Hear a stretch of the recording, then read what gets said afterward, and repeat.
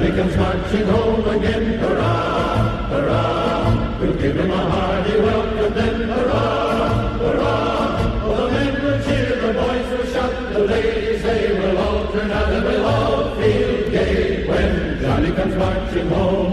And we'll all feel gay when Johnny comes marching home.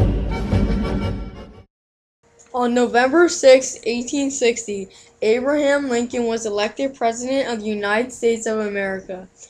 He was the nominee of a new political party, the Republican Party. Lincoln was able to win both the popular and the electoral vote, even though he was not universally popular. In fact, he was not liked at all in the South. The Southern states did not trust him because they were convinced that he would get rid of slavery, since the Republican Party had an anti-slavery platform. Because of this, on December 20th, 1860, South Carolina decided to secede from the Union. This was soon followed by the secession of Mississippi, Florida, Alabama, Georgia, Louisiana, and Texas. These states got together and formed the Confederate States of America. The secession of these states and formation of the Confederacy was a revolution. One of the first things I did was look up the definition of revolution, because I think it can be applied in many, many different ways. And the one that I came up with that I think applies the best is that a revolution is the overthrow of a political system by the governed. And yes, that's exactly what happened in April of 1861, when the Confederate forces fired on Fort Sumter.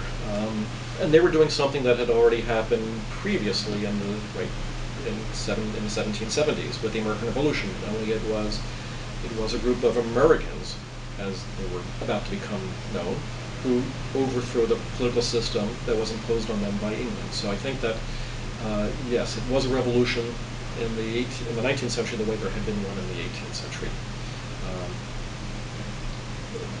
Definitely the reaction, so yes, that was revolutionary, but the South seceded because of the election results of 1860, and that was the election of Abraham Lincoln. So I think that in some ways the South was going to find a way to secede from one way or the other, because they had to protect the economic system of slavery and plantations, and they wanted to promote the founding of a new revolutionary society that claimed that only white males were worthy of almost everything, if you will. In his inaugural address on March 4th, 1861, President Lincoln said that he had no intention of ending slavery in the states where it already existed. Also, he said that it was his duty to defend the Union. The Confederate States and their president, Jefferson Davis, were not satisfied with this. On April 12, 1861, the Confederate Army fired shots on Fort Sumter. These were the first shots fired in the Civil War. The Civil War was the reaction of the events of secession that had occurred. It was about preservation of the Union. 4 more states soon followed their others in seceding from the Union and joined the Confederate States of America. These were Virginia, Tennessee, Arkansas, and North Carolina. During the first year of the Civil War, soldiers died. The Confederate Army won many of the battles that were fought. President Lincoln felt as if he needed to do something to improve the Union's position in the war. He wrote the Emancipation Proclamation and then shared it with his advisors. It was a controversial document, and not everyone agreed with it. After one of the bloodiest battles in the Civil War, the Battle of Antietam, it was decided that the time had come to release the document to the public. It officially went into law on January 1st, 1863. The Emancipation Proclamation is one of the most important documents in American history. It was the constitutional, legal premise for ending slavery, which had existed from the beginning of the Republic, which was the cause of the Civil War, which was not the initial concern of the Union in fighting the Civil War, which was to save the Union. But it became clear as the war progressed that slavery was not only the cause of the war, but it was also the condition that allowed the Confederacy to continue to fight the war. And as public opinion came around, Lincoln, who had prepared the ground for the possibility of emancipation, then issued his preliminary emancipation in September of 1862, after the Union victory at Antietam, and promised that he would issue the Emancipation Proclamation effective January 1, 1863.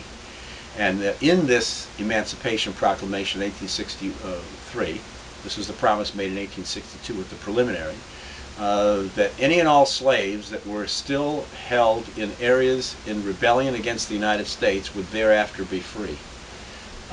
It's an interesting document because it's a war document. And Lincoln issued this document in part in order to persuade Southerners who were slaveholders who might want to come over to the Union side to do so. The Emancipation Proclamation stated that if the Southern states did not return to the Union by January, all slaves would be free. It also allowed the freed slaves to join the Union Army. Of interest, it only freed black men, not black women or children. The proclamation applied only in the states that had seceded from the Union.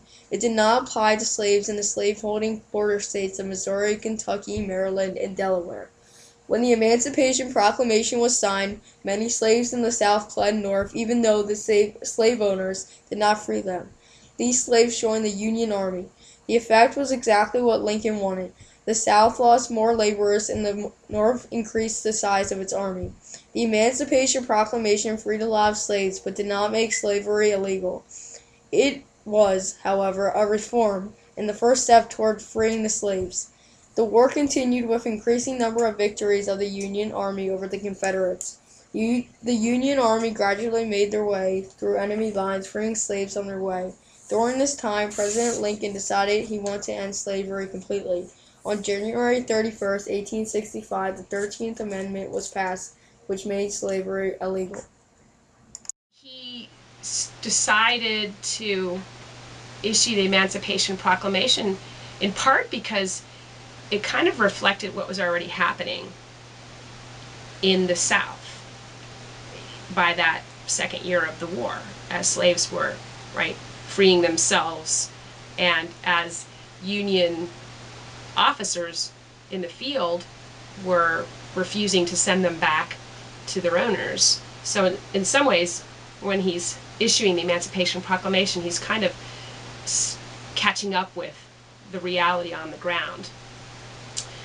But we also know that Lincoln was a critic of slavery, had been a critic of slavery, for many years. So we also can see this document as, in part, an expression of his own beliefs about slavery. So he decides to do this ultimately because I think that he thinks it's the right thing to do. The Civil War continued until April 9, 1865, when General Robert E. Lee surrendered to General Ulysses S. Grant at the Appomattox Courthouse in Virginia. 617,000 people had died in the Civil War, and the country's landscape, especially in the South, was devastated. 4 million slaves were free. The United States of America had new concerns, rebuilding the shattered Union and creating a new social order. On April 11, 1865, Abraham Lincoln delivered his last public speech. He talked about how the government and the military would help to reconstruct the South. 3 days later, on April 14th, Abraham was shot by John Wilkes Booth. The next morning, he died at the age of 56. The Emancipation Proclamation was the first step in the reform that ended slavery. After Lincoln's death, he received praise for his actions. The anniversary of the Emancipation Proclamation was celebrated as a black holiday for more than 50 years as the holiday of Juneteenth. Our country has benefited greatly from the reforms that took place as a result of the Civil War. Abraham Lincoln and the Emancipation Proclamation. The Emancipation Proclamation was the beginning of a major reform of freeing the slaves. It took many more years before the slaves and their descendants were given all the rights that they deserved as citizens of the United States of America.